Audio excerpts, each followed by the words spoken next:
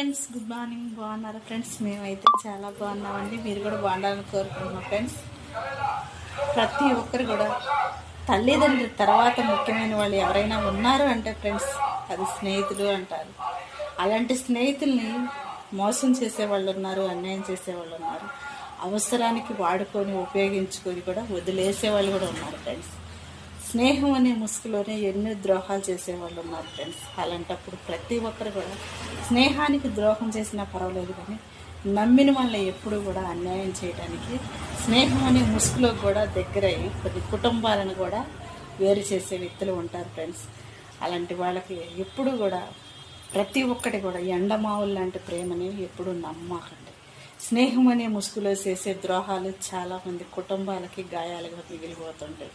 అది ఎవరికి చెప్పుకోలేరు, అది మనసు నుంచి తీసేసుకోలేరు. కానీ జీవితకాలం మాయను మచ్చలాగా మనసులో మిగిలిపోతుంటుంది ఫ్రెండ్స్. స్నేహితుడంటే ఒక తల్లి తర్వాత స్థానం ఇచ్చేవాడు స్నేహితుడు అంటారు. కష్టం వస్తే నిలబడేవాడిని స్నేహితుడు అంటారు. ఆపదలో ఆదరించేవాడిని స్నేహితుడు అంటారు. కానీ ద్రోహం చేసిన వాడిని కూడా నా స్నేహితుడు నాకు ద్రోహం చేసిండు, నాకు అన్యాయం చేసిండు, నా కుటుంబాన్నే నాకు దూరం చేసిండు అనే చెప్పుకునే దుర్తిస్ మాత్రం ఏ ఒక్క ఫ్రెండ్షిప్లో కూడా తెచ్చుకోమాకండి ఫ్రెండ్స్. స్నేహం అంటే చాలా విలువైనది. స్నేహం అంటే ప్రాణం.